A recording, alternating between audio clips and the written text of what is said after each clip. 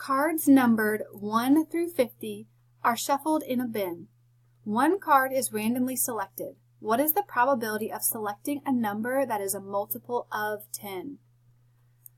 Okay, so first I created the sample space for us. And remember, sample space means all the possible outcomes. Well, if we have cards numbered 1 through 50, these are all the possible outcomes, numbers 1 through 50. And so there are 50 total outcomes.